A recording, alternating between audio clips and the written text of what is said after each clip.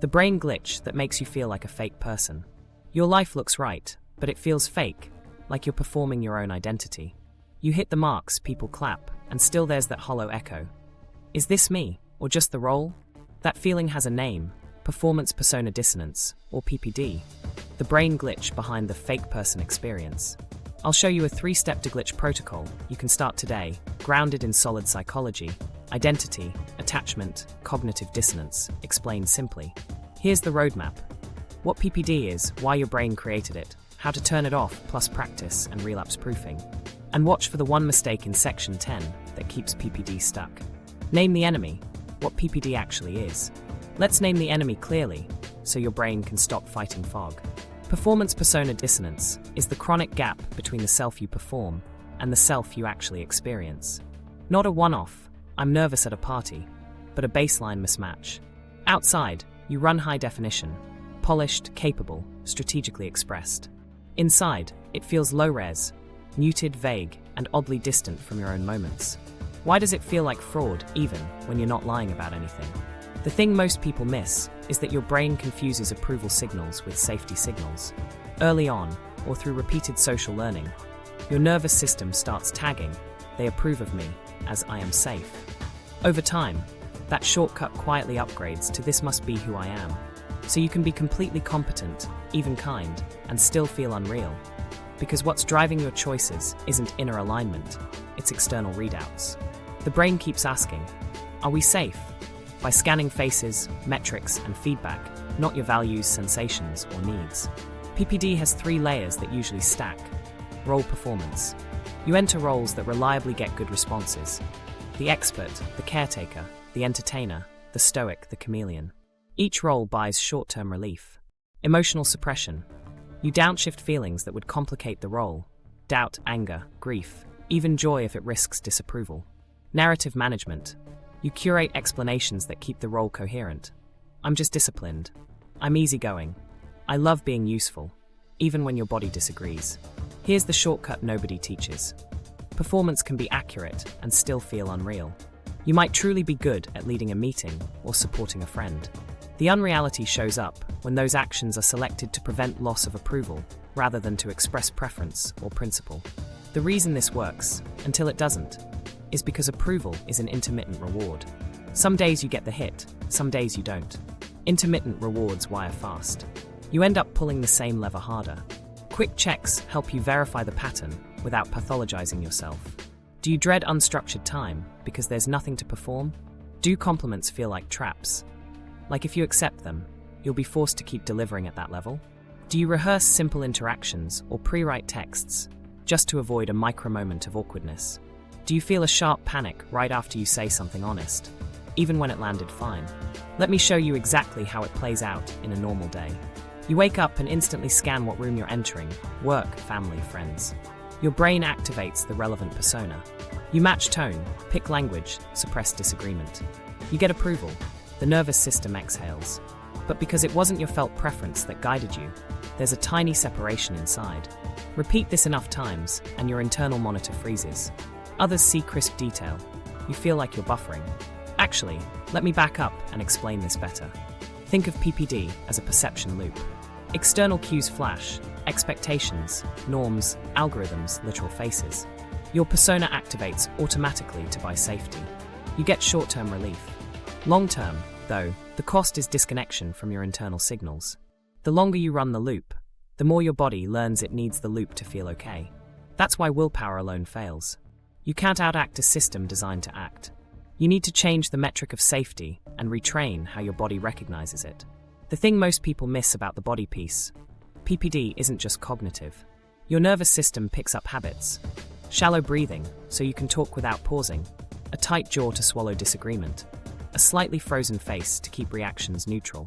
These micro-postures are effective at reducing social risk, but they also reduce interoception, your sense of your inner state. When you can't feel much, you can't choose from feeling. You default to persona. Common mistakes to watch for right here: trying to blow up your life with a dramatic truth bomb to feel real, or trying to think your way out with affirmations while keeping every behavior the same. Both approaches reinforce the loop, either by turning authenticity into another. performance, or by sidelining the body that's actually running the show. If you remember nothing else from this section, remember this. PPD is not your identity. It's a learned safety strategy.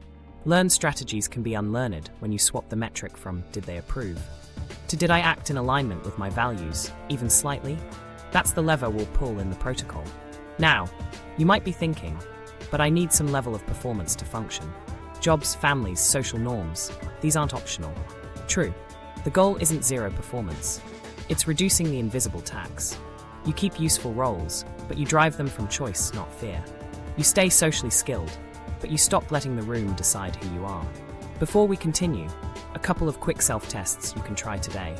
After a meeting or hangout, ask, what did I feel before, during, and after? If the answer is, I don't know, 3 times, that's a sign the loop dominated. Second, right after someone praises you, pause and name one effort-based reason you're proud of yourself that has nothing to do with the result. If that feels awkward, good. You're touching the edge of the glitch. Once you see PPD clearly, you'll start spotting its fingerprints in tiny places. The extra emoji you add to soften a boundary, the overlong email to prevent misinterpretation, the way you defer your opinion until you know which way the wind is blowing. Seeing this isn't shaming, it's power. Once you can see the loop, you can change the loop. And that's where we're headed next. The 7 red flag symptoms of PPD. Now that you can see the loop, let's get specific. Symptoms are the smoke that tells you where the fire is. If a few of these land, you're not broken. You're reading your dashboard correctly. Red flag 1, chronic comparison that keeps moving the goalposts. The thing most people miss is that comparison isn't just envy. It's a safety scan. Your brain's asking, where do I rank so I don't get kicked out? You hit a milestone, feel relief for a day, then your mind upgrades the standard. How it shows up? You check someone's profile, you feel behind, you add 2 more tasks, and your nervous system settles only after you've closed the gap. Practical check. If your sense of enough updates every time someone else posts a win, that's the loop driving. Red flag 2, conditional self-worth. It sounds like, I'm only okay if I'm impressive or useful. This is approval equals safety dressed up as work ethic or kindness. You overfunction, then resent it, then double down because scaling back feels like danger. Why it sticks? Intermittent praise. You'll get thanked just enough to reinforce the rule. Quick test. If you rest, do you feel guilty or lazy within 20 minutes? That guilt is the mask's alarm, not a moral compass. Red flag 3. Emotional numbness with sudden spikes. Most days feel flat. Then out of nowhere, panic, shame, or anger hits hard. That's what happens when you suppress to perform. The body can't process what it can't feel, so pressure builds and vents in bursts. A client version. I'm fine, I'm fine, I'm fine. Why did I just cry at a commercial? Common mistake, blaming the spike itself. The real issue is the hours of micro-freezing before it. Try this. Schedule a 2-minute check midday, jaw, breath, stomach. If you can't detect anything, you're already in the freeze. Red flag 4, fear of exposure. You keep self-editing and dread being found out, even when you're qualified. This isn't just imposter syndrome, it's persona surveillance. Your internal auditor is always scanning for deviations from the role. The twist, the more competent you get, the bigger the stage, the louder the fear. Why? More eyes, higher perceived cost of dropping the act. Quick cue. If a simple, I don't know yet feels like social suicide, the mask is steering. Red flag 5. The impulse to script interactions and avoid surprises. You draft texts, rehearse jokes, plan your tone. Freeform social time feels like a test you didn't study for. Scripting is a control strategy to guarantee approval and skip awkwardness. It works short-term, but it keeps your spontaneity offline. Here's the shortcut. Allow 1 unscripted line per day. If your heart spikes and then returns to baseline within a minute, that's your nervous system learning you can survive real time. Red flag 6. Compulsive productivity as an anxiety regulator. You stay moving to outrun identity anxiety. When in doubt, you open a tab, start a task, optimize something. Activity equals safety, stillness equals threat. The result? You're productive, but never present. Measure it. Notice what happens in the first 5 minutes of unscheduled time. If your hand reaches for a device without a conscious choice, that's the loop auto-activating. Red flag 7. Post-achievement hollowness. You climb, you win, and then you feel nothing, or even worse than before. That's the dopamine crash after chasing approval-driven goals.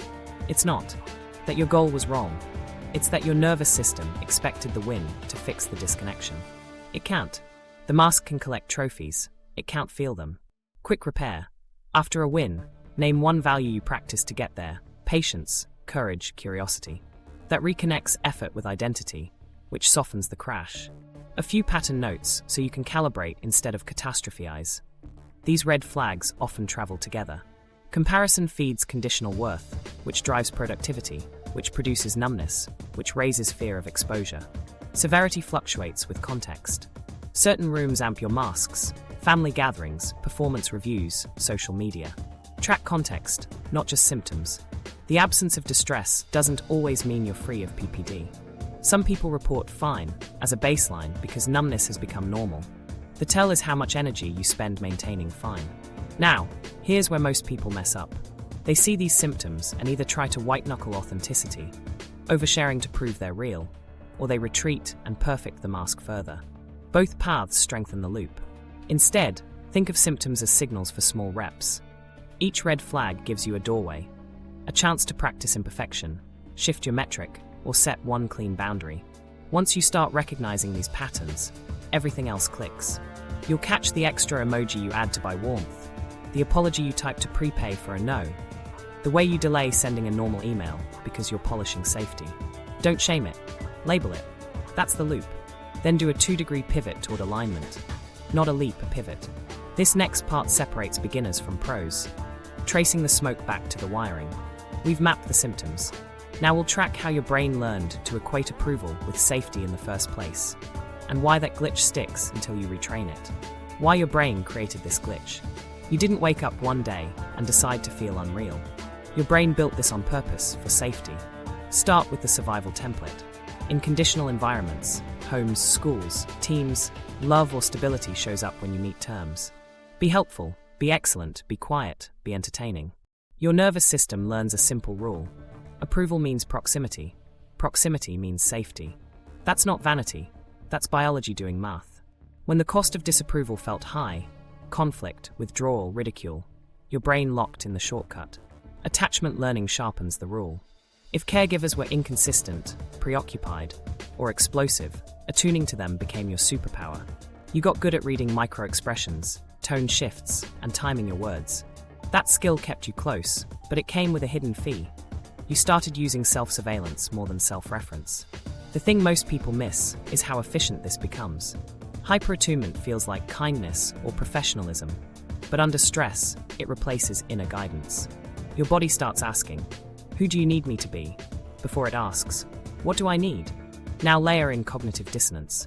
When your actions contradict your private attitudes, say, agreeing to things you don't want, smiling through resentment, your brain feels tension. To reduce the discomfort, it can either change the action or change the story. In performance-heavy systems, change the action risks social cost, so the story gets edited. I'm fine with this. This is who I am. It's not a big deal. The short-term relief is real. The long-term effect is that your belief system drifts toward your behavior. Perform now, feel later. But later keeps getting postponed by the next performance demand. Social amplification makes all of this louder. Modern platforms reward clarity, speed, and polished identity. Algorithms privilege consistent personas and penalize nuance, ambivalence, and slow thinking. That environment mirrors the conditional rooms you learned in, so the shortcut generalizes. You perform a role, receive intermittent reinforcement, likes, promotions, praise, and your brain tags the persona as the safest route. Intermittent rewards are sticky. The unpredictability spikes dopamine and keeps you pulling the lever. That's why one negative comment outweighs 20 kind ones. Your system treats it like a threat signal that must be neutralized. The reason this sticks is not just psychological, it's procedural. Your nervous system encodes the steps: scan, shape, deliver, check. Each loop is a rep. Reps become habits, habits become identity assumptions. Over time, the baseline shifts from "I perform when needed" to "I am the performer." You don't notice the shift because the process is silent. It's just the way you move through rooms, efficient, admired, disconnected. Let me give you a quick micro-story to ground this. A client, let's call him Jay, was the reliable high achiever. Calm in meetings, generous with help, always on. He He reported feeling real only when he was outperforming. The minute the project ended, he felt flat and restless, like he'd lost the channel that broadcast his worth. We mapped his loop. Childhood with an unpredictable parent, early praise for being mature. Teenage years spent troubleshooting family dynamics, adult life organized around being indispensable. He wasn't faking competence. He was using competence to regulate attachment anxiety. Once he saw that, everything clicked. The emptiness wasn't a moral failing. It was the aftertaste of persona-driven safety. Here's the game changer nobody talks about: the body debt. When you're chronically performing, you adopt micro-bracing. Tight jaw, chest breathing, fixed gaze, minimal facial movement. These postures are brilliant for risk control, terrible for interoception. Reduced interoception means you feel fewer internal cues, which makes it harder to choose from values or needs. So you rely even more on external cues. That's the self-reinforcing loop in the wild. Before we continue, you need to understand the meaning error. The shortcut isn't just approval equals safety. It quietly becomes approval equals safety equals identity. If they approve me when I'm helpful, I must be the helper. If they approve me when I'm unflappable, I must never rattle.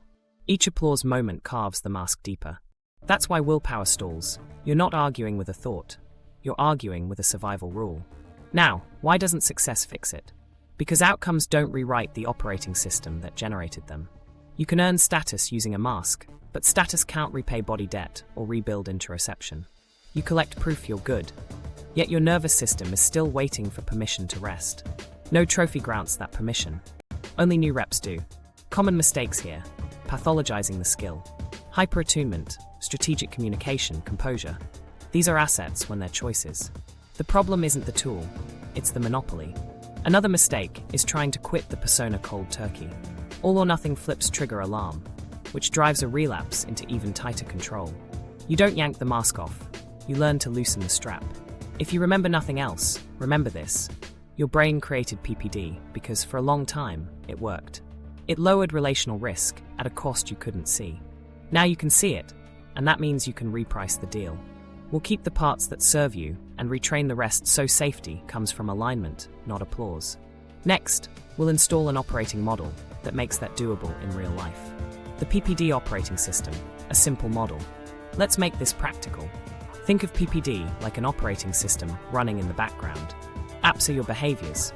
The OS is the logic wiring them. If we can see the code, we can change the code. Start with the perception loop. It runs like this: external cues pop up, faces, expectations, deadlines, metrics. Your brain auto-launches a persona to lower perceived risk. You get short-term relief, approval, smoothness, predictability.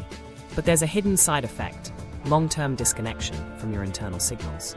Repeat that cycle and your system learns. Relief lives out there. So anytime your inner state is unclear or tense, you reflexively scan outside for instructions. That's why you feel strangely calm when you're on, and oddly lost when the audience disappears. Now the meaning error, the tiny shortcut that creates big trouble. Your brain compresses three ideas into one. Approval equals safety equals identity. When a specific behavior repeatedly earns positive responses, your system tags it as who you are. Not just, I can be helpful, but I am the helper. Not just, I can be composed, but I am the one who never rattles. That fused equation keeps you loyal to the mask, even when it hurts. The reason this works is because it's efficient. The cost is that you forget the difference between a skill and a self. Let's talk body debt. When you're in performance mode, your nervous system uses micro-bracing to control risk, shallow breathing to avoid pauses, tight jaw to swallow disagreement, slightly frozen face to minimize ambiguous signals. These patterns mute interoception, the felt sense of what's happening inside. With a weak internal signal, you default to external scripts. Over time, your baseline becomes vigilant and efficient, but underfed. The meter reads okay, yet you can't feel warmth, curiosity, or preference without effort. That's debt. You owe the body sensations you've been skipping. Then comes the narrative trap. It's the story that protects the system. If I drop the act, I'll lose love, status, opportunities. You gather examples to prove it true. A tough boss, a critical friend, an awkward stumble. But notice the false dilemma. It frames authenticity as reckless exposure rather than calibrated honesty. The trap keeps you overestimating risk, and underestimating the cost of staying masked. Once you see it, you can ask a better question. What dose of truth is safe enough to practice today? Here's why willpower fails. You can't outact a system designed to act. If the OS says safety is outside, more effort just makes the loop run faster. You might white-knuckle a few authentic moments, but without new safety cues, your body flags alarm and drags you back to the persona. The fix isn't louder pep talks, it's swapping metrics and retraining cues so your system learns that alignment, not applause, reduces threat. So what do we change? 3 levers. First, metrics. Move from outcomes to efforts and values. Ask, did I act in alignment? Not did they approve? Second, cues. Teach your body to recognize internal signals as safe guidance. Breath depth, jaw release, chest warmth, gut tension. Third, micro moments of authenticity. Small, low-stakes reps that prove the world doesn't collapse when you're slightly more real. Let me show you exactly how this rewiring looks in practice. Situation. You're about to send an email you'd normally over-polish. Old loop. Scan expectations, activate competent persona, perfect every line, hit send, short relief, long disconnection. New loop. Pause for a 20-second body reset. 3 slow exhales, unclench jaw, soften shoulders. Ask one values question. What's the honest, kind version? Draft a B- email that's clear, not ornate. Send. Track anxiety for 10 minutes. If the world stays stable, that's a rep. Your nervous system logs. Alignment happened, and we're safe. Common mistakes when installing the new OS. Going too big, too fast. Turning the new behaviors into a fresh performance. Look how authentic I am. Or ignoring the body while changing language. Keep the reps small, private, and embodied. If you need a rule of thumb, use this. Choose the action that's 2 degrees more honest and 2 degrees less polished than your norm. Once you nail that, everything else clicks. The perception loop slows. The meaning error loosens. Skills return to being skills. Body debt starts to repay as breath and facial mobility come back online. The narrative trap weakens because you've collected counter-evidence. And suddenly, willpower isn't the engine, safety is. That's the system we're building next when we identify your specific personas and rewire their metrics on purpose. Identify your performance personas. Before we rewire the system, you need to know which costumes your brain reaches for. Most people rotate a few reliable masks depending on the room. We'll map your top 3 and make them workable. No shame, just clarity. Here are the common personas. As I describe them, note your strongest, yep, that's me reaction. The expert gains respect, control, and distance from criticism. Cost, isolation, pressure to always know. Triggers, ambiguity, high-stakes meetings, being asked thoughts. Exit strategy, allow, I'm not sure yet. Ask one clarifying question, and offer a next step instead of a full answer. The caretaker gains belonging and gratitude. Cost, resentment, self-neglect. Triggers, someone struggling, silence after a request, subtle guilt cues. Exit strategy, one boundary before any help. Here's what I can do today. Or, I can't take this on, try X resource. The entertainer gains attention and ease. Cost, invisibility of needs, exhaustion. Triggers, awkward pauses, tense rooms, unfamiliar groups. Exit strategy, let one moment land without filling it. Add one sincere line for every joke. The Stoic gains stability and reliability. Cost, emotional distance, misunderstood needs. Triggers, conflict, messy feelings, dependency. Exit strategy, micro-label one feeling out loud. I'm a bit tense about this. Then return to content. The Chameleon gains access and safety. Cost, identity blur, delayed preferences. Triggers, new hierarchies, culture shifts, power dynamics. Exit strategy, claim one preference early, coffee order, meeting agenda point, music choice. So there's a thread back to you. The thing most people miss, different rooms, different masks. You might be the expert at work and the caretaker at home. Context matters more than personality. Track rooms, not just traits. Let's do a quick audit. Language ticks reveal a mask. Should signals external rules. Impressive signals approval chasing. Deserve signals scorekeeping. Also listen for hedges. Just maybe, kind of. These soften truth to buy safety. Mark them, don't judge them. Now map your top 3. For each, write 4 lines. Gain, what the mask buys you within 5 minutes. Cost, what it taxes from you within 24 hours. Triggers, situations, people, or platforms that flip it on. Exit, one sentence or action that loosens the strap. Let me show you exactly how this sounds with the expert. Gain, authority, faster decisions. Cost, avoidance of help, tense shoulders. Triggers, senior stakeholders, unclear asks. Exit, here's what I know, here's what I'm unsure about, and here's my next step. Careful with a common mistake. Trying to delete a mask you secretly rely on. Don't rip it off. We're moving masks from autopilot to manual. Keep the tool, reduce the compulsion. Now you try exercise.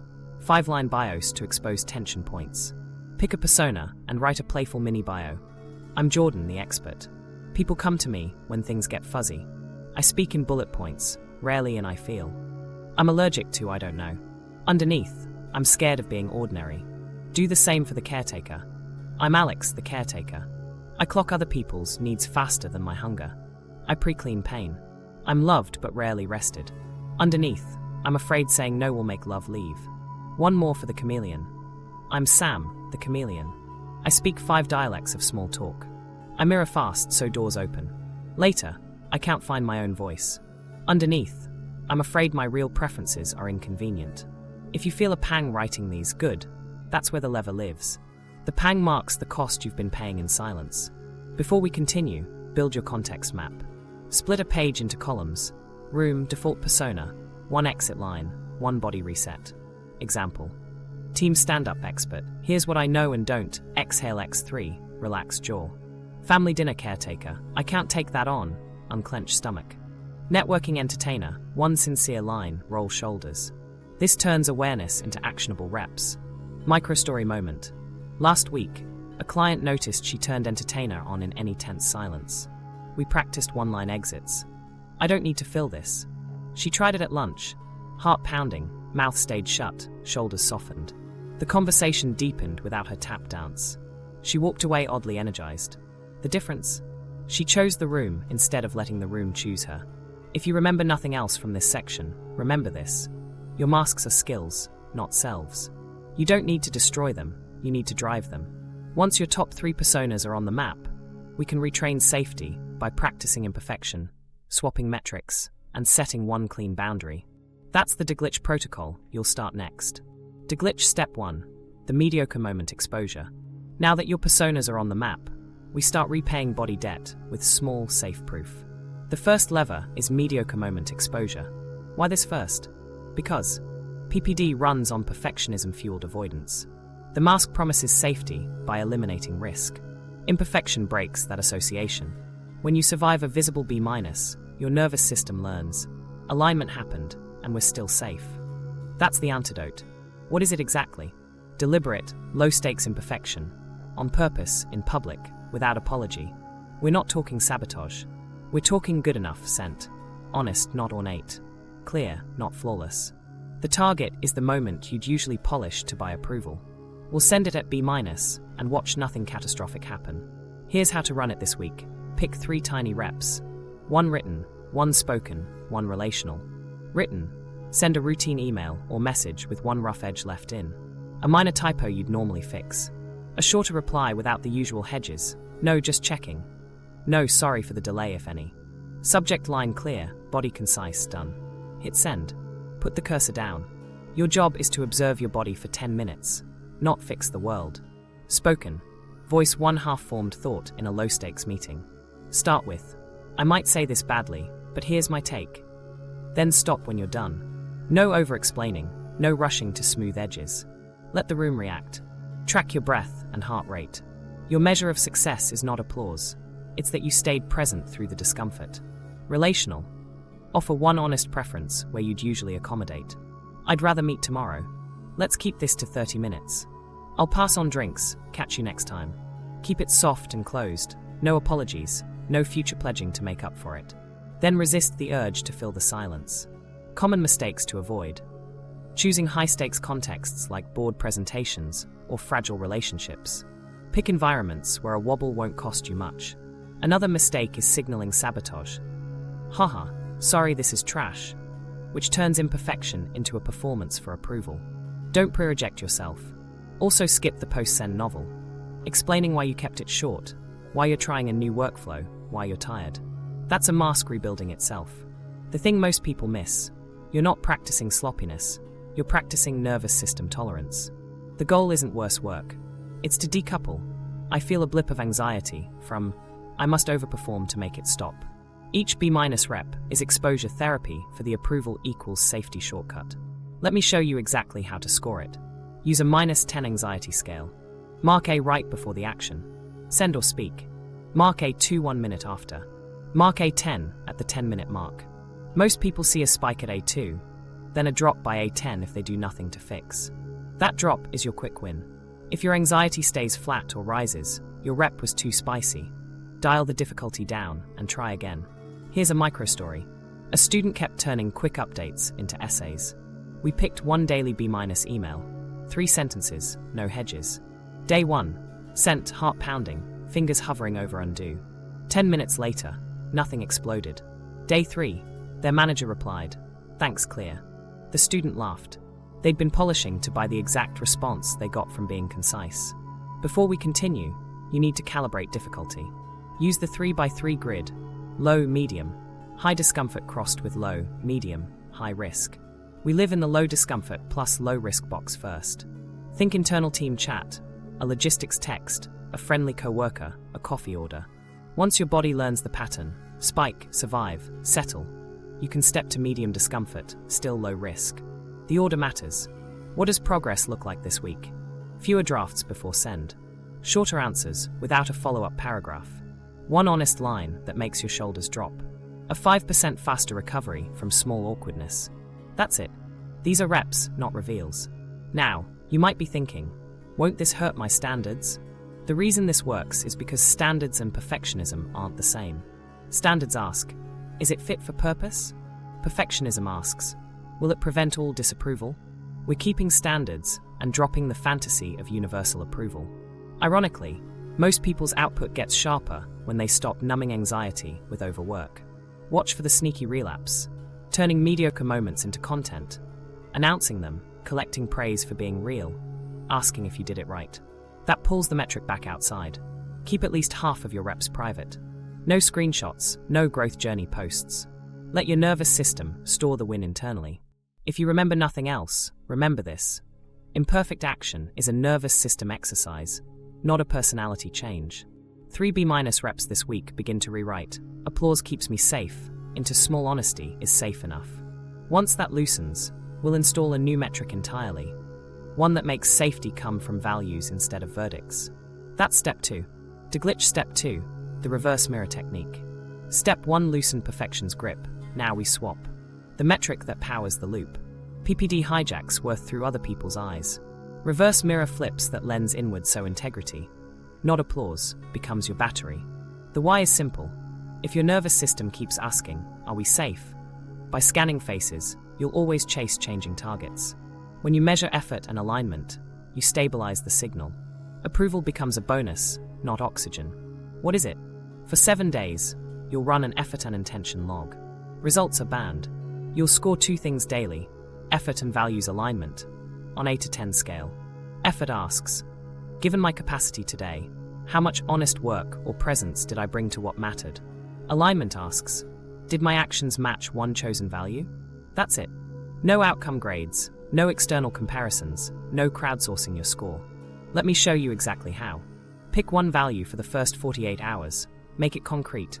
Honesty, curiosity, kindness, courage, or steadiness. Honesty means saying the simple true thing without embellishment. Curiosity means asking a real question instead of posturing. Kindness means considering the human on the other side of the screen. Courage means one slightly scary truth or boundary. Steadiness means consistent presence without dramatics. Each night, log 2 numbers. Effort -10, value -10. Add 1 sentence. What action earned the value score? Why this works? Your brain learns from reps, not slogans. When you repeatedly notice, I practiced honesty at 6 out of 10, and the world didn't collapse, you weaken the meaning error. Identity starts to attach to what you practice, not how they respond. Over days, the craving for praise drops because you're feeding on a steadier fuel, ownership. Before we continue, the tricky part. Your mind will try to sneak outcomes in. That email went well, so alignment 9/10. Nope. What if the same email had gotten no reply?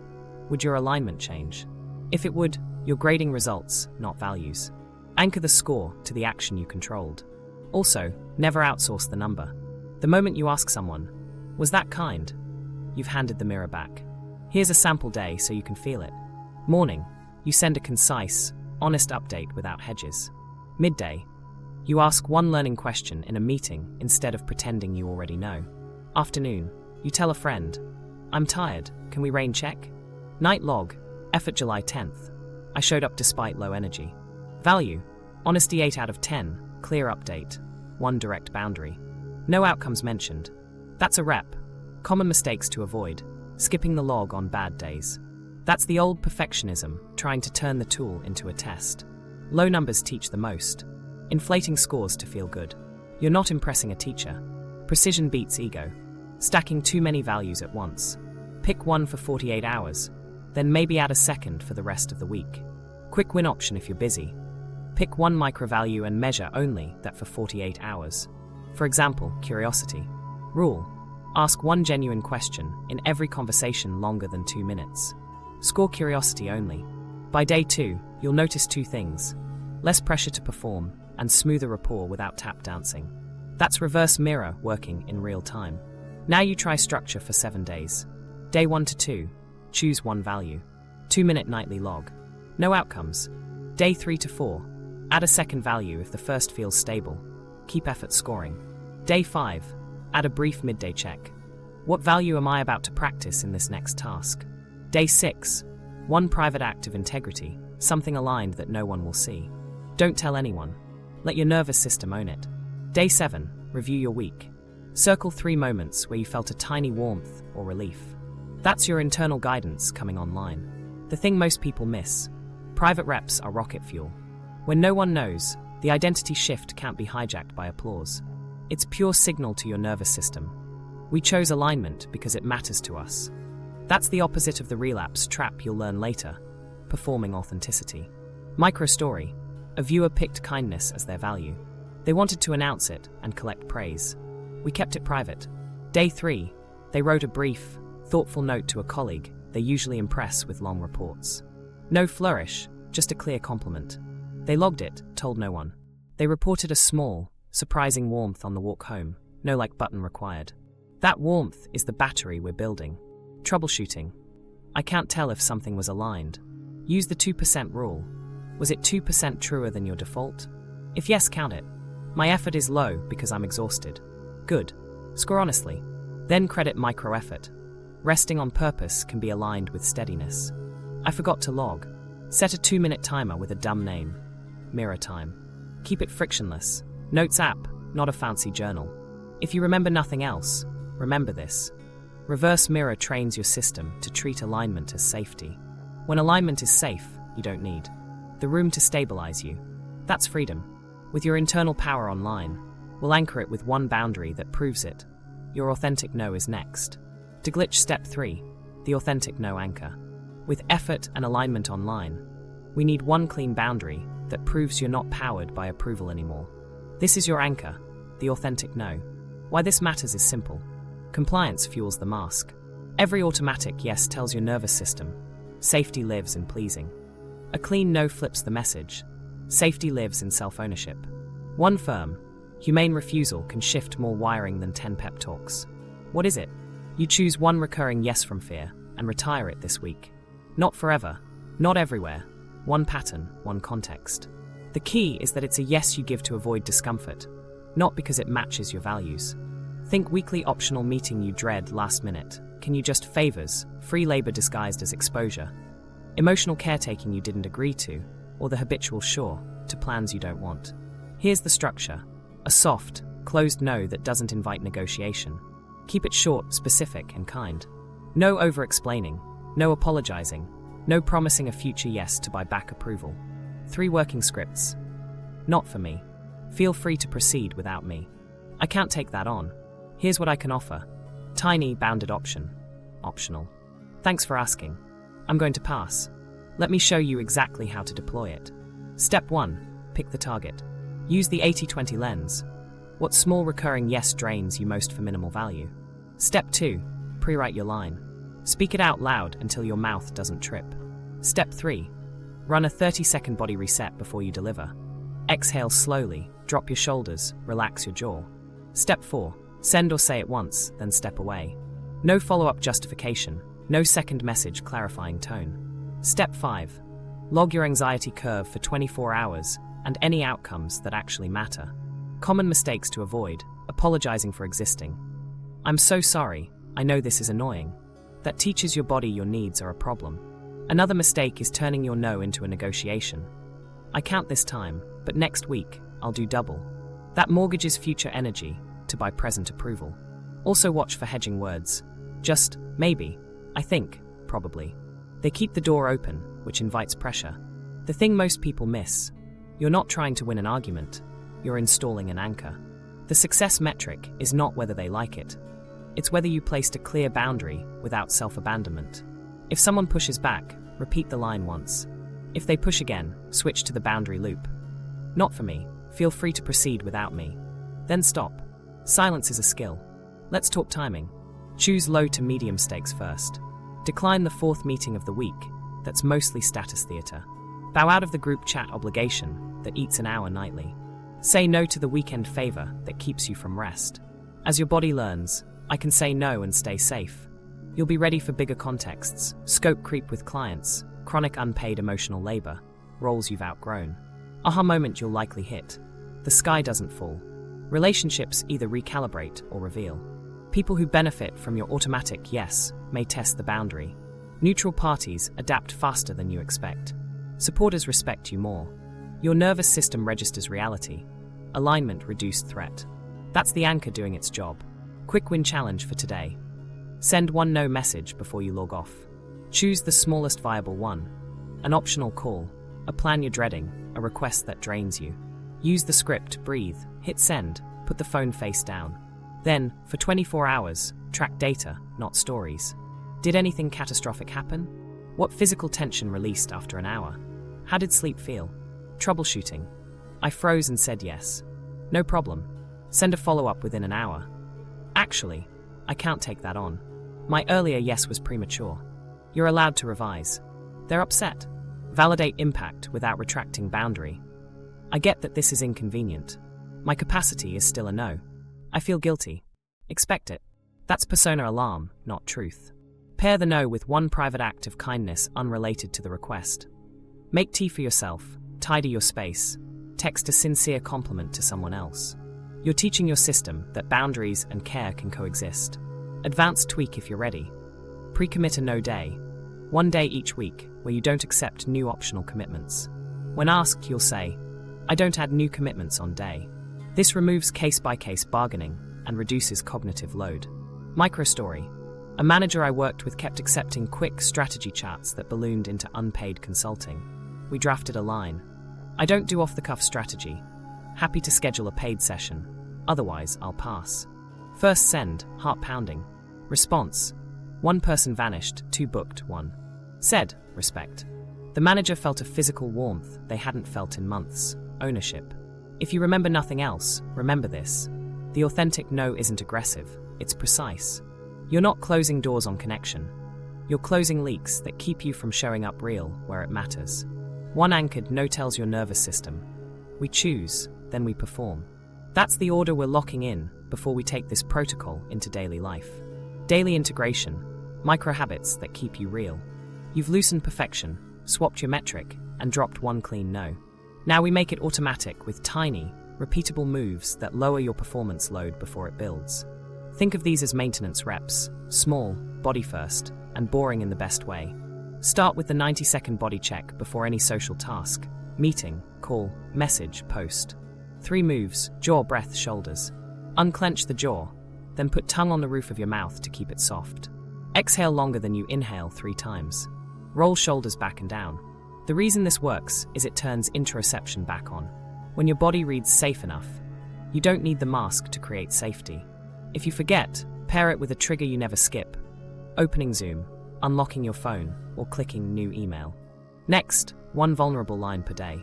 Not a monologue. 1 truthful. Low-stakes sentence without polish. I'm a little nervous. I'm not sure yet. I'm tired today, so I'll be brief. The thing most people miss is that vulnerability isn't confessional. It's proportionate truth. You're building tolerance for tiny reveals that don't need applause to feel valid. Keep it situational, not biographical, and keep it short. If your heart spikes and returns within a minute, perfect. You just fed your nervous system a safe authenticity rep. Now, the 2 of 2 rule to reduce social overdrive. 2 hours weekly device-free, and 2 conversations without performance goals. Device-free means no inputs. Walk, cook, stare, breathe. Your brain needs unstructured time to regain preference signals. For the 2 conversations, set a private intention. Express, not impress. No agenda, no jokes as shields, no expert role. Ask 1 genuine question. Offer 1 real opinion. If you feel boring, that's withdrawal from the approval drug, not truth. Use context cards to disrupt autopilot in hot rooms. Write a small prompt on a sticky or your lock screen. What am I trying to prove here? Follow-ups. What would 2% more honest look like? What can be simple? These questions cut through persona momentum and give you a pivot in under 5 seconds. If you're about to over-explain, glance at the card, choose the shorter sentence, and stop. Add a reflective capstone, 2 lines nightly. Where did I act? Where was I real?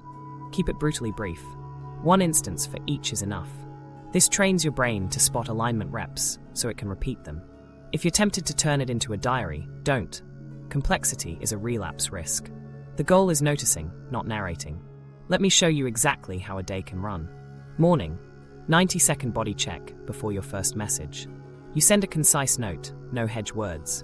Midday, 1 vulnerable line in a status meeting. I'll need an hour to think before I commit. Afternoon, context card saves you from a performative brainstorm. What can be simple? You propose a smaller scope. Evening, 30-minute device-free walk. Night, 2-line reflection. The whole stack took under 5 minutes of actual effort and lowered the mask's grip all day. Common mistakes to avoid.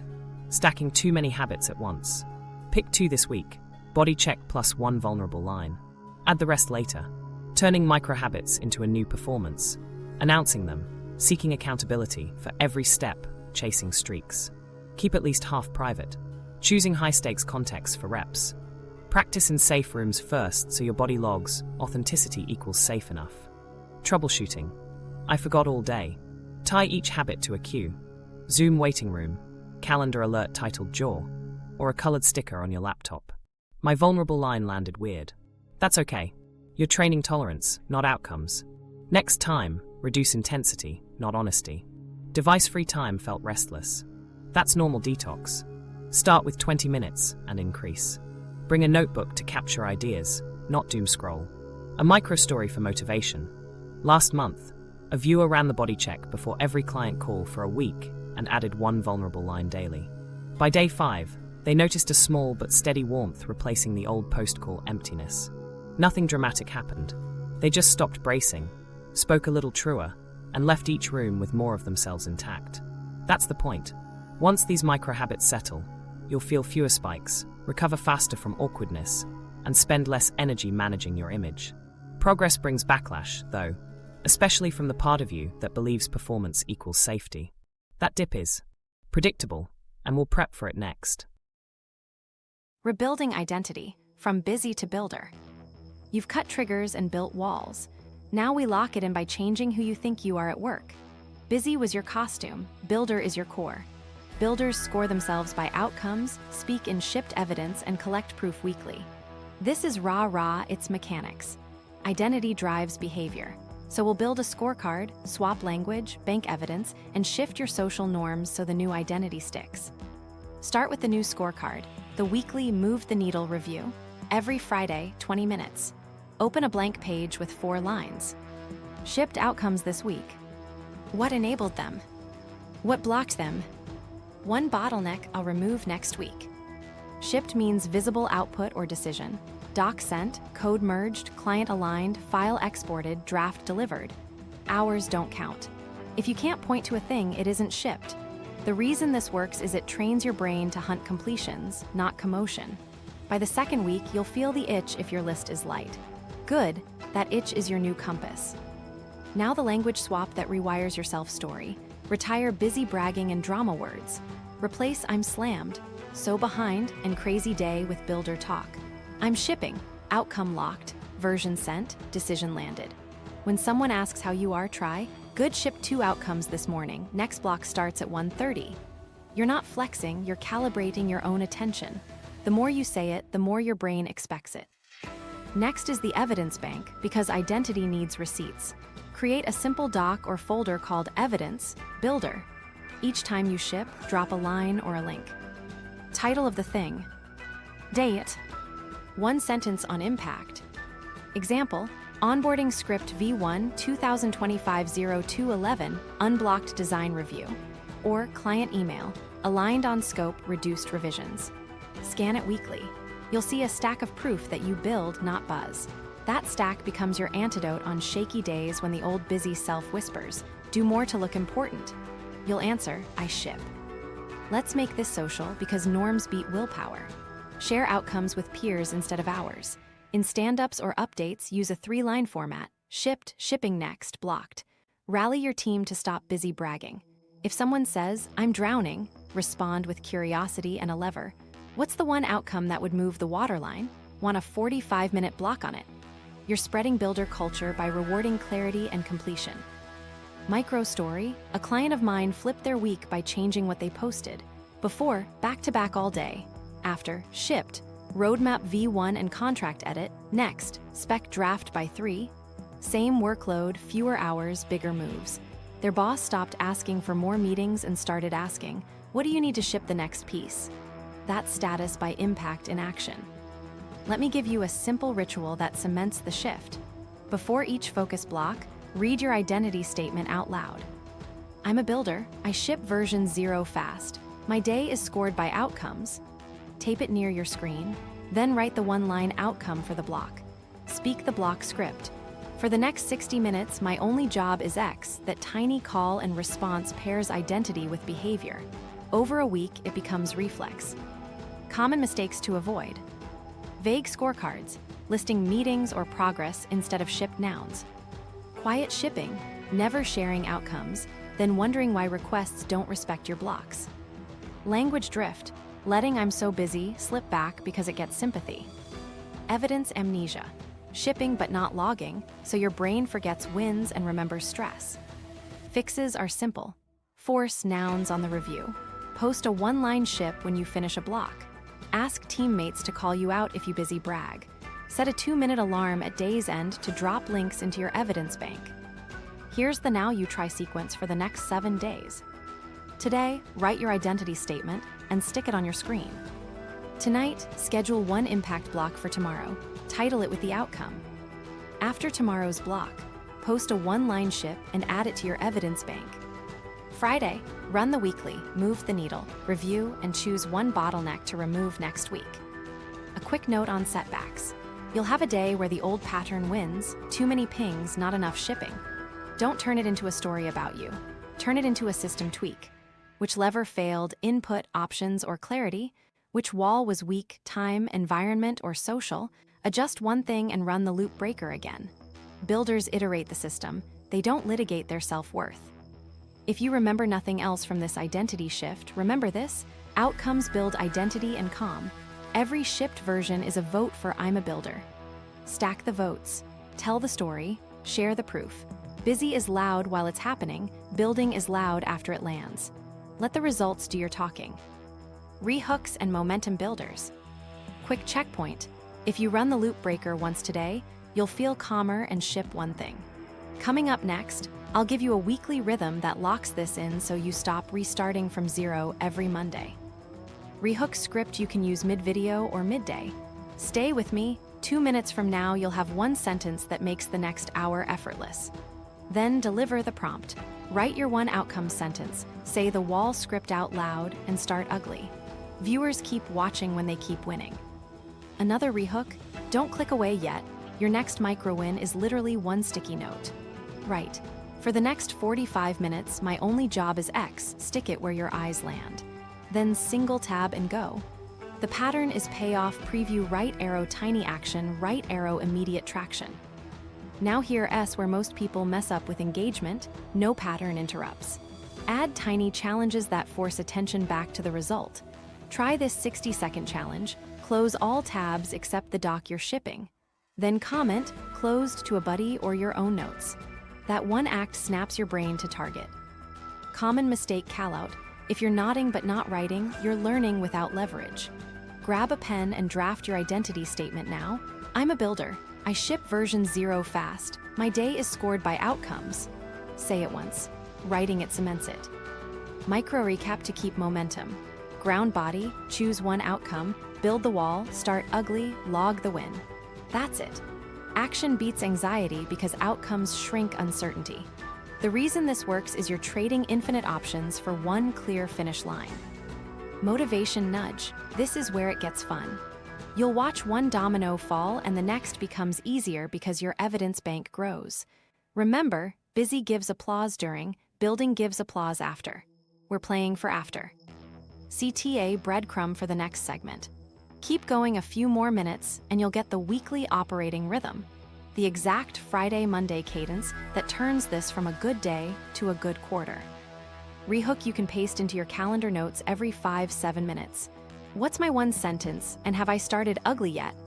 If the answer's no, write the first bad line now and keep speaking while typing. Momentum first, polish later. Pattern interrupt. Tiny dare, stand up, take 3 slow exhales longer than your inhales, sit, and type 10 words that you won't keep. Those 10 words unlock the rest. Mini challenge to stack wins. When your timer dings, post a 1-line ship to a peer or to your evidence doc. Shipped, 250-word intro, effort 3, state steady. Public proof fuels private discipline. Another micro recap. Fewer options equals more output. Scheduled rest equals repeatable output. Protect the cycle protects you. Last rehook before the weekly rhythm. You're 60 seconds away from knowing exactly how to end your week smart and start it sharp. Next, I'll give you the Friday review, the Monday prime, and the midweek check so you stop improvising and start compounding. Weekly operating rhythm. Let's lock this into a rhythm so you stop restarting from 0 every Monday. One simple loop. Friday review, Monday prime, midweek check, recovery, and metrics. It's light, fast, and centered on shipped outcomes, so you compound progress without drama. Start with Friday review, 20 minutes calendar invite, same time every week. Open a blank page and run 4 lines. Shipped outcomes this week. What enabled them? What blocked them? One bottleneck I'll remove next week. Force nouns. Draft delivered, decision made, spec merged. No points for attended or progressed.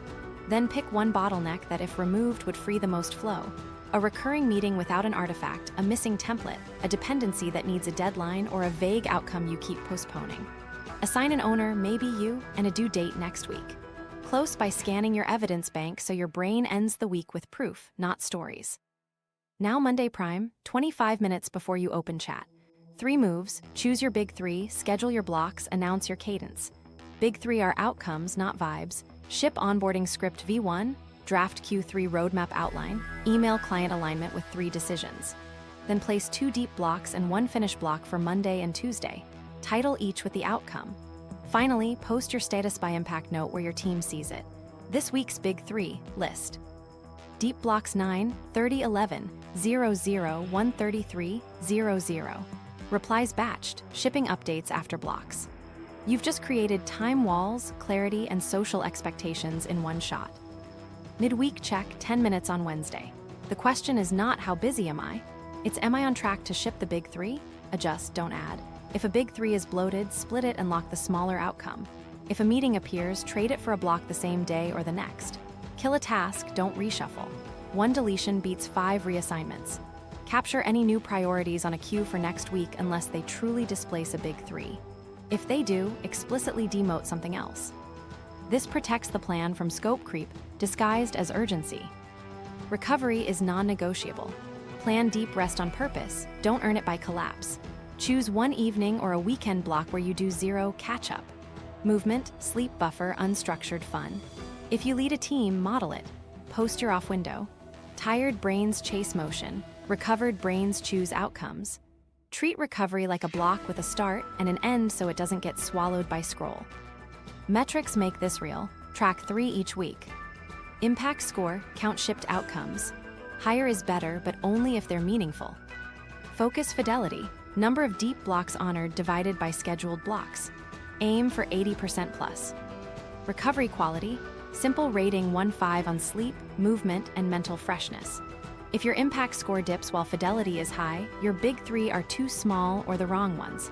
If fidelity dips, tighten constraints or cut inputs. If recovery is low, reduce load before tinkering with tools. The reason this works is it ties feelings to levers. You stop guessing. Let me show you exactly how a week can flow. Friday, you review shipped roadmap V1, client scope email, and data cleanup CSV. Enablers, 2 protected blocks, batch comms, doc first meeting. Blocker, unclear acceptance criteria for specs. Bottleneck to remove, create a spec V1 template with 3 sections, due Monday. You end the week steady because you see the stack of outcomes. Monday, you prime, big 3 set, blocks scheduled, cadence posted. First deep block ships a clunky intro. You log it and rest 5 minutes without a screen. Afternoon block moves the spec template forward. You stop on time because rest re-evaluation is part of the system, not a treat. Wednesday, you check, big 3 progress is 1.53. A surprise request pops up. You decide, it replaces the least impact item, not wedged in. You move a meeting to your batch window and protect the 1:30 block to finish the spec. You post shipped, spec V1 at 3:05. Friday again, you score. Impact score 5, fidelity 5-6, recovery 4. You spot a pattern, morning blocks hold, late afternoon slip. Next week's tweak, move admin to late afternoon and front load creation. 1 lever, then run the loop. Common mistakes to avoid. Monday planning inside chat, your clarity gets hijacked before it exists. Midweek adding, stacking tasks instead of demoting one. Friday blame, turning review into self-critique instead of system tuning. Recovery amnesia, skipping rest because this week is special. Every week is special. Schedule it. Quick win right now, create 3 repeating calendar events. Friday review 20 minutes, Monday prime 25 minutes, Wednesday check 10 minutes. Add a note in each with the exact prompts. Then, place 2 deep blocks for the next 2 days and title them with outcomes. Post your cadence line today. You'll feel the ground firm up under your week. Once this rhythm runs for 2 weeks, you won't hunt motivation. You'll ride momentum. And when you slip, the rhythm catches you. That's the point. A simple loop that builds outcomes, protects calm, and makes busy feel like noise you don't miss. Troubleshooting and edge cases. Let's pressure test the system in the messier realities, because life won't line up just because you made a clean plan. Creative work first. The trap is judging before you've explored. Split your sessions into 2 lanes, explore versus execute. Explore is divergent, gather references, mind map, free write, sketch thumbnails, try 5 hooks. No quality filter, no formatting, no fixing. Execute is convergent, pick one direction and build the asset. Give each lane its own OMB. Outcome for explore, 10 bad ideas on paper. Outcome for execute, draft 300 words in the chosen angle. The reason this works is it stops you from mixing standards. Most people try to be original and right at the same time. Don't. First weird, then clear. Reactive roles next, support, ops, leadership by Slack. You can still protect outcomes. Predefine interrupt lanes and shields. Interrupt lanes are time windows and channels where you're truly reachable. For example, 11:11:30 and 3:3:30 phone and chat on. VIP calls always through. Shields are protocols others can use without you. FAQs, canned responses, doc links, decision trees with thresholds. Label them and make them easy to find. Then anchor one impact block early when the world is quieter. If you get pulled mid-block, end it cleanly. Log where you are and the next sentence you'll write when you return. That one line cuts restart friction. Burnout signals. If you're staring but not seeing, if minor pings feel like threats, if you need caffeine to start and scrolling to stop, pause. Don't add hacks. Reduce load, increase recovery, then rebuild constraints. For 1 week, drop your big 3 to big 1. Cut non-essential meetings, reclaim sleep, walk daily, and protect one 45-minute block. The goal is to restore trust that starting won't hurt. When energy returns, reintroduce the second block, not the second dozen tasks. You can't out-discipline a depleted nervous system. ADHD tendencies. Shorter blocks, stronger walls, more novelty on the ramp. Try 20-30-minute focus sprints with 5-minute movement breaks. Use visible timers and physical cues, noise canceling on equals and block. Make the first 90 seconds kinetic. Stand, 3 shoulder rolls, 1-4-6 breath, speak the outcome aloud, then type the first line while still talking. Novelty. Rotate work surfaces or input modes, whiteboard first, then type. Stronger walls. Single tab plus website blockers that activate automatically during your deep windows. Reward immediacy.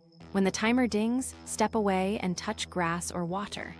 If you feel restless mid-block, write TK restless and continue. Put movement in the break, not in the block. Team dependencies. You can't ship code without a review, assets without approvals.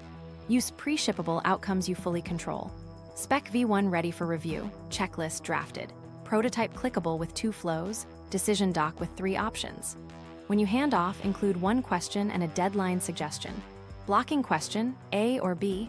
Ideal reply by Thursday 3 p.m. You've made it easier to say yes and faster to get unblocked. Travel and chaotic days. Shrink the system, don't suspend it. Run the 7-minute reset, 2 minutes label sensations, 1 minute breath, 1 minute write the single outcome, 1 minute set a micro wall, 2 minutes start ugly. That's enough to keep identity and momentum alive when the day refuses to cooperate. Treat airports and lobbies as explore lanes. Capture ideas, outline bullets, draft questions. Execute when you land. High-stakes deliveries. The urge to overprepare is real. Add 1 safety pass, not 5. Structure. V1 fast using OMB, V1 5 tight clarity, then run a red team 5 question checklist. Does the problem statement sing? Is 1 main idea obvious per section? Did I cut filler? Is the ask explicit? Is the next step dated? Ship. If anxiety spikes, anchor with 1 physical cue, stand up, exhale longer, speak the outcome, and press send within the same minute. Delaying for polish often hides fear. Collaboration conflicts. Someone else's urgency can bulldoze your blocks. Use boundary scripts that offer alternatives. Heads down 9, 30, 11, 00 on X can trade messages at 11:15 or offer a quick doc comment now. Which helps more? You're not stonewalling, you're routing. If fire breaks out, apply the loop breaker to the fire. Define the 1 outcome that contains it, set a 30-minute wall, ship the status or patch, then return to plan. Slips and resets. You will slip. The move is not penance, it's pattern spotting. Ask, which lever did I skip, input options or clarity? Which wall leaked, time, environment, or social? Tighten 1, run a micro block now and log the win. Reset without shame. A messy block today beats a perfect plan tomorrow. Finally, special case, you're doing emotionally heavy work, grief, conflict, hard feedback. Double the sensation audit to 4 minutes, pick 2 supportive actions, and shorten the block. Define done for now clearly, then schedule a recovery buffer. Capacity is a variable, not a verdict. Protect the human, then protect the outcome. You've now got answers for the edge cases. Next up, I'll hand you the 7-minute daily checklist so you can reset any day, in any state, and still ship. Daily checklist, the 7-minute reset. Sensation audit 2 minutes. Name feeling, meet 1 need, 1 sentence outcome. Build the wall, timer, single tab, phone away, start ugly for 2 minutes. Log outcome, effort, next tiny step. Busy shields shame, shipped outcomes create calm. Run today's 3-step loop once, then repeat tomorrow. Subscribe for advanced focus systems and watch the deep dive implementation video next to lock this in. The 30-day deglitch plan. Let's turn all of this into a month you can actually do. For weeks, each with a focus, light tracking, and simple troubleshooting. Keep it boring and repeatable. That's how wiring changes. Week 1. Identity audit plus 3 mediocre moments. The goal is clarity plus safe imperfection. Day 1. Build your context map. Rooms, default persona, 1 exit line, 1 body reset. Day 2. Choose your top 3 personas using gains, costs, triggers, exits. Day 3 to 7. Run 3 mediocre moment reps across the week. 1 written, 1 spoken, 1 relational, staying in low-risk contexts. Use the A/A2/A10 anxiety marks and do nothing between. Pair every rep with a 90-second body check. Win conditions. At least 2 B- sends with stable outcomes. 1 half-formed thought voiced without over-explaining. 1 honest preference delivered cleanly. If anxiety doesn't drop by minute 10, lower the difficulty or switch rooms. Week 2. Full reverse mirror plus 1 private act of integrity daily. Keep mediocre moments alive, but your main fuel is internal metrics. Pick one primary value for 2 days, then consider adding a second. Nightly, log effort and value, results band. Add 1 private integrity act every day, something aligned no one will see. Decline scope creep in your planner, delete an unnecessary apology, schedule the rest block you usually sacrifice. Midday, ask, what value am I about to practice? Quick rule, if you can't state the action in one plain sentence, it's probably a performance, not alignment. Win conditions, 5 nights logged, for private acts done, at least 1 report of quiet warmth. If you keep grading outcomes, restart the 2-day single value window. Week 3. Authentic no to a weekly obligation plus device-free blocks. Choose 1 recurring yes from fear and retire it for the week with a soft, closed no. Not for me. Feel free to proceed without me. Pre-write, breathe, send once, no follow-up justification. Expect guilt. Pair the no with 1 unrelated kind act for yourself or someone else privately. Add the 2 of 2 rule. 2 hours total device-free across the week, and 2 conversations with an express, not impress intention. Keep reverse mirror logging. Win conditions. 1 clean no delivered, 0 walkbacks, 2 device-free blocks, 2 lower performance conversations completed. If there's pushback, repeat the boundary once, then use silence. If restlessness hits during device-free time, shorten to 20 minutes and walk. Week 4. Combine all. Add 1 high discomfort, low-risk truth moment. Keep 1 mediocre moment, daily reverse mirror, and at least 1 private act. Maintain a boundary if your target obligation resurfaces. Then choose 1 truth that feels edgy but safe enough. I need to push that deadline. I'm not taking new projects this month. Or, I don't have a strong opinion yet. Prep the line, run the body reset, deliver it cleanly. Win conditions. 1 higher discomfort truth practiced. Rehearsal time down at least 20% for 2 events. Recovery from awkwardness faster in 1 room. And language tics reduced in 3 messages. If the truth moment backfires, evaluate dose, not the principle. Dial the intensity down next time. Troubleshooting plateaus. If nothing's moving by day 10, your reps are either too spicy or too secret. Make 1 rep easier and 1 slightly more visible, but still low risk, like a concise status note to a friendly stakeholder. If guilt dominates after boundaries, normalize the withdrawal. It's your nervous system weaning off people-pleasing. Pair every no with a private kindness for 3 days and recheck. If you're overperforming the protocol, announcing each step, enforce a 50% private rule immediately. Handling social pushback. Some people benefit from your masks. When they test your new edges, you'll feel the urge to explain. Don't.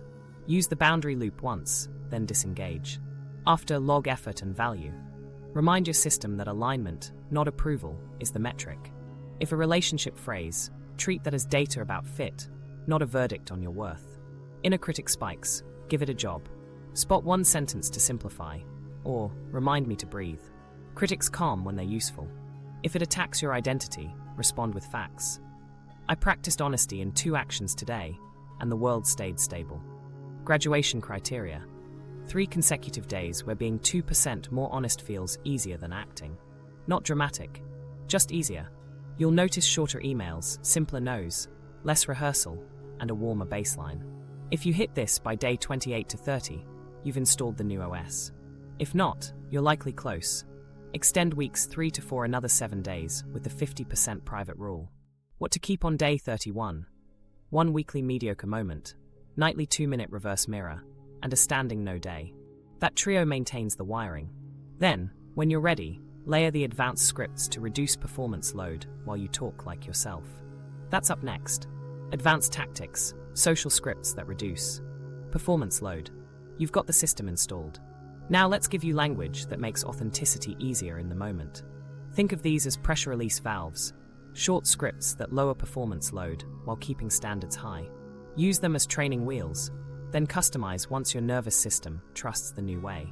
First, the honest buffer. This buys you space to speak without perfecting every word. Say, I might say this badly, but here's the truth. Or, I'm thinking out loud, here's where I am. Why it works. You set expectations low on polish and high on clarity. It stops the inner editor from hijacking your mouth. Try it in meetings where you'd usually over-rehearse. A common mistake is adding a joke to soften it. Skip the humor shield. Let the line stand. Next, the clarity close. This ends the performance spiral when you feel pulled into convincing. Use, "I'm okay being misunderstood on this," or "This is clear enough for now."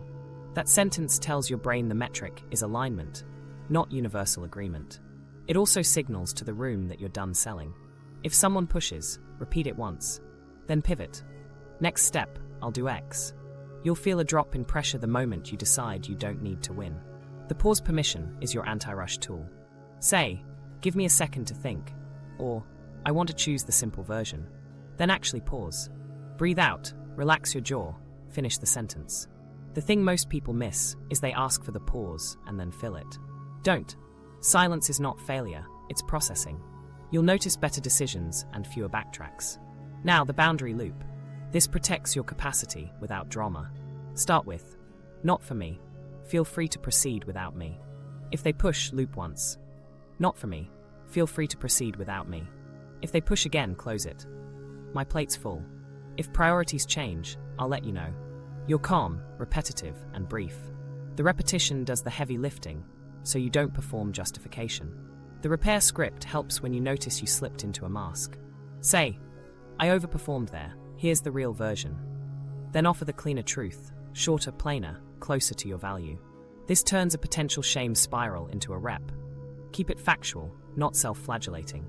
If you pair it with a small body reset, exhale, soften shoulders, you'll feel the odd relief of choosing honesty late rather than never. A pacing tool you'll use a lot is the scope shrink. When you feel the urge to dazzle, cut the task in half in one line. "Let's solve the smallest part that moves this forward." Or, "Here's a draft-level answer, so we can test direction." It inoculates against perfectionism while keeping standards intact. You'll trade glorious overwork for useful progress. For relationships, try the one-line preference. "I'd rather keep this to 30 minutes. I'll pass on drinks, join you next time. I prefer email for this." Short, clean, no apology. If you get pushback, mirror once. "I get that you prefer calls. I still prefer email for this." Then stop. The stop is the muscle. Use the honest time box when you ramble to earn approval. "I'll be brief, 2 sentences." Then honor it. You'll feel the pull to add a third. Don't. That restraint teaches your nervous system that you can leave space without losing standing. The defer and anchor helps when you don't know yet. "I don't have a strong opinion yet. I'll send a draft by 3. You avoid fake certainty while committing to a next step. The reason this works is it trades performance for cadence. Rooms trust cadence. For hot conflict, try the temperature drop. "I want this to go well, so I'm going to slow down and speak plainly." Then pick one value, kindness, clarity, or steadiness, and name it. "Here's what I can commit to today." It shifts you from defending identity to choosing behavior.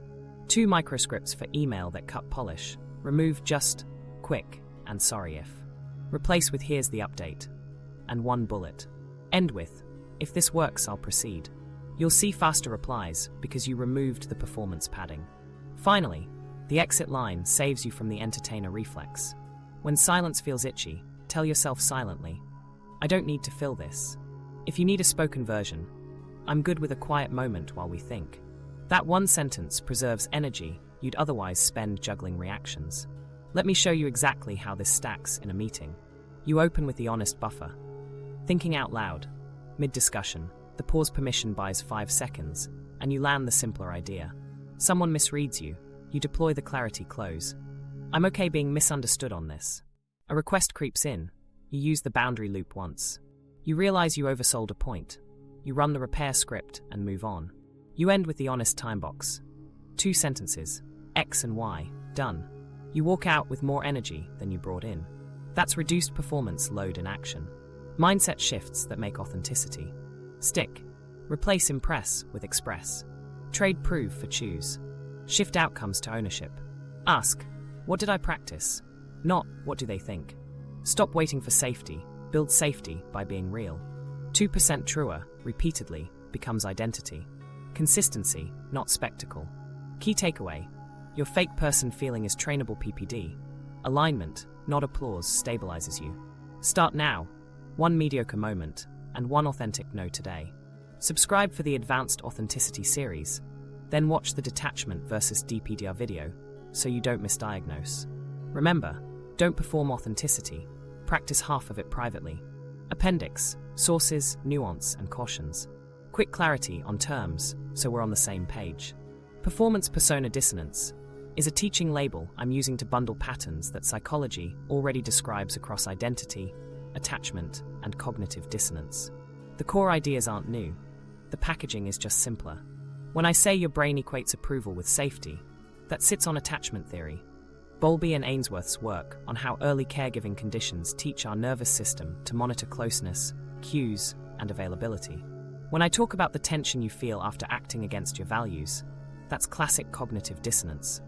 Festinger's concept that will change beliefs or behavior to reduce internal conflict. When I mention masks and social camouflage, that aligns with research on masking as a defensive strategy in certain contexts, which can be exhausting when it becomes chronic. What's evidence-based versus personal practice? Evidence supports that inconsistent social rewards wire strong habits. Intermittent reinforcement is sticky. Cognitive dissonance reliably creates discomfort when our actions contradict our attitudes. Public evaluation ramps up arousal and mentalizing in ways that map to social anxiety and embarrassment pathways. Your body literally treats attention like a potential threat. Attachment research shows early conditionality shapes later self-monitoring and approval-seeking. On the workplace side, authenticity correlates with well-being and engagement, and over-curated self-presentation can erode trust. Those are sturdy pillars. Where I'm offering practice-based guidance is in the exact drills.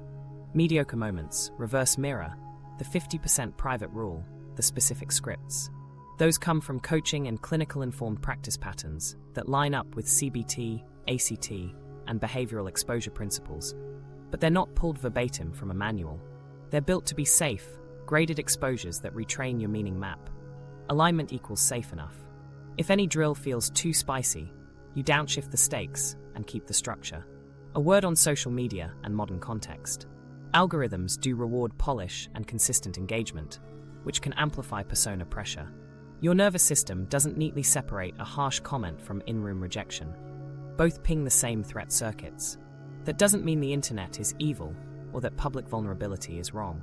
It means you'll want private reps to balance out any public honesty, so you're not letting metrics decide what counts as real. If you work in a public role, consider building in low-visibility environments where you can practice truth without performance incentives, small meetings, off-camera collaborations, or written drafts that don't get posted. Cultural nuance matters. In collectivist-leaning environments, social harmony and role obligations carry more weight. Dropping the mask doesn't mean ignoring context.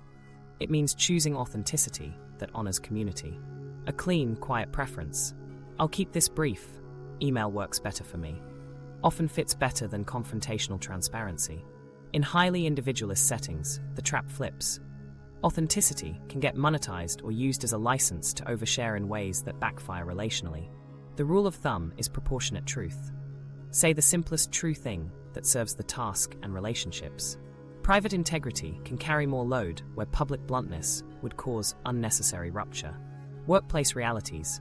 You're not trying to self-sabotage your career in the name of being raw. Use scope shrink, honest time boxes, and clarity closes to protect delivery while reducing performance padding. Authenticity at work is not tell-all. It's align behavior with values while meeting the brief. If your industry genuinely demands a persona, sales, media, politics, the goal becomes sustainable, chosen performance with recovery windows, not permanent self-erasure. Protect your baseline with device-free blocks, boundaries, and private reps so the persona doesn't colonize your off hours. 2 cautions on the drills. First, keep exposures low stakes at the start. B-, reps should be recoverable. You're proving safety to your nervous system, not stress testing it. Second, don't turn this protocol into a new performance sport. If you catch yourself needing applause for your growth, run the praise fast and private act reset. Half of your reps should live where no one can see them. That keeps the fuel clean.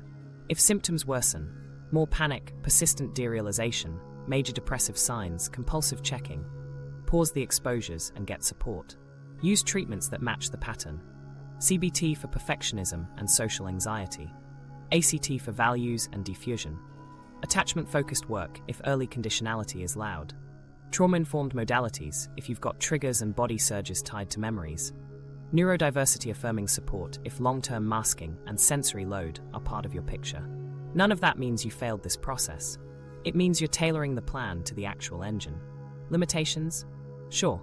This protocol assumes some baseline safety, housing, food, a job you're not about to lose tomorrow.